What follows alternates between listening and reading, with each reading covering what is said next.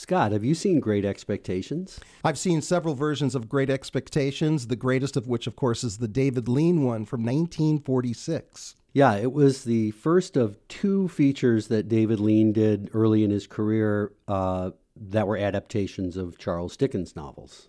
And they sort of embody Dickensian cinema. Yeah, and even maybe to our point more, they embody British cinema. I think that if you want to see perfect examples of the British studio system, that was in the 30s, 40s, 50s, which really paralleled and was similar in a lot of ways to what Hollywood was doing, where most of the films were shot in studios. You couldn't do any better than these to see like classic examples of British cinema. And if you watch both films back to back, you can kind of see that they even utilize, especially in the scenes in Great Expectations in London, they use some of the same sort of street scenes. Yeah, although they're all done on studios, so they're brilliantly done. The two films are of a piece in a way. Great Expectations was 1946 and Oliver Twist was 1948, but they had the same, they were both studio films and they were both they used the same teams. Besides both being directed by David Lean, they had the same producer, they had the same editor, and most importantly, they showcased the brilliant black and white cinematography of Guy Green. And they also both at least begin, actually with Oliver Twist is throughout, but they focus in on the lead characters are children. Yeah, as often is true in Dickens.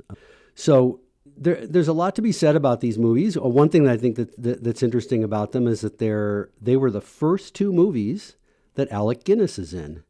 And David Lean really liked Alec Guinness, who went on to be in 6 of his films, including Lawrence of Arabia, and the movie that he won the Best Actor Oscar for, The Bridge on the River Kwai, also Dr. Zhivago and A Passage to India. So those 4 are the later films in David Lean's career.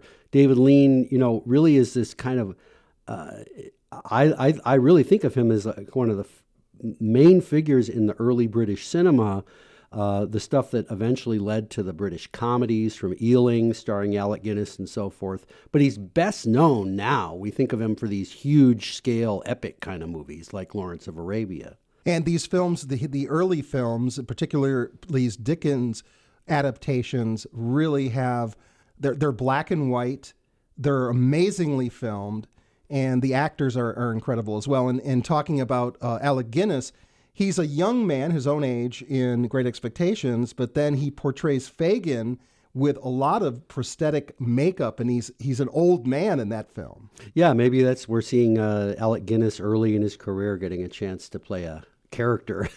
Now, it's interesting you bring up the epic films. Those are the movies that I've never seen. I've never seen Lawrence of Arabia, The Bridge on the River Kwai, or Dr. Zhivago.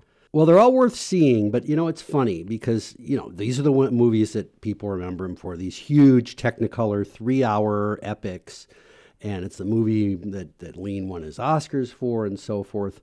But I find them today to be a little bit cold. I mean, they're beautiful to look at, but it's hard to buy into the characters fully. I recently watched The Bridge on the River Kwai, and I just don't get the main Alec Guinness character. Whereas his early films are very efficient. The great film critic Roger Ebert praised the early David Lean films over those later, more splashy ones, and he said that they reflected Lean's start in filmmaking as an editor. He was first an editor, and that they have a greater economy and greater energy in their storytelling, in under 2 hours. And interestingly, he started as an editor, David Lean. The last 2 movies he edited in the early 40s were 49th Parallel and One of Our Aircraft is Missing, which are obscure-sounding films today, but the important thing is that they were 2 of the early collaborations of Michael Powell and Emmerich Pressburger, who we should do a show on later because they have my vote for the greatest British filmmakers ever. Talking about the editing, though, you can really see that in Great Expectations, the way that he moves the camera and also edits. Each scene is edited for dramatic effect. And he'll have the camera moving in one direction, and then the next shot is the camera moving in an opposite direction. And he does it very subtly. Yeah, and I would say they're perfect entertainments. They don't have an ounce of fat. There's no unnecessary shots or scenes in these movies. You know, they both come in under 2 hours. And what's interesting about them is they're Dickens. I mean, Dickens novels range from 400 to 800 pages long.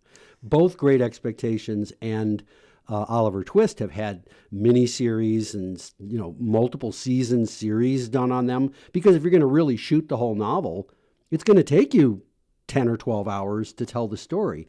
And yet, if you want to see a version of Dickens, you know, in an hour and 40 minutes that has all the essentials and it still really captures the essence, especially emotionally, of Dickens, he does it in these features. Now, of course, we're living many years after these films were made, but I'm assuming that the audiences, particularly with Great Expectations, would have been, at times have been scared at some of the dramatic moments. And the film is very gothic, particularly in the beginning of the film, the first movement of it. But then that comes back later towards the end of the film as well. Yeah, so you're talking about the opening scene of Great Expectations in the graveyard with the prisoner. It's like it's the epitome of Gothic filmmaking, the black and white photography, the way that it's lit, the way that he uses trees and bushes and branches as if they're personified and scaring the Pip, and then also the way that he of course the whole encounter with the convict Magwitch in the initial scene that sets up the rest of the film. Yeah. It's funny. I don't think he does anything blindingly original. You know, he's just a master of the film form. It reminds me in a weird way of like Peter Jackson, who made The Lord of the Rings, who you can't find much, if anything, that Peter Jackson did first. You know, he wasn't doing new stuff, but he was a complete master of every aspect of filmmaking. And to what degree was David Lean in control of everything, from not just directing it, but controlling the look of the film and the editing? I mean, I don't know that for sure. I mean, I'm sure. I think he was probably pretty particular about all that, and he wasn't the editor of these films, but having been an editor, he knew how to shoot for editing, and I'm sure he was in the editing room.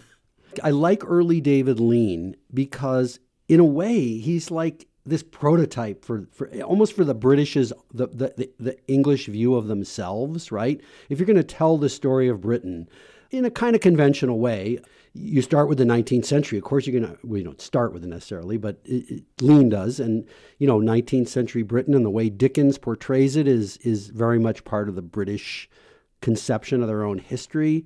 And then he goes on and he does these other smaller films about the British during World War II, and something like Hobson's Choice, which we talked about in our show about Charles Lawton, which is a wonderful comedy and really sets the stage, I think, in many ways. It's part of this whole movement of these offbeat British comedies in the 50s with Alec Guinness in a lot of them. And yet it's still a period piece. That's true, yeah, because that one takes place in the early 20th century.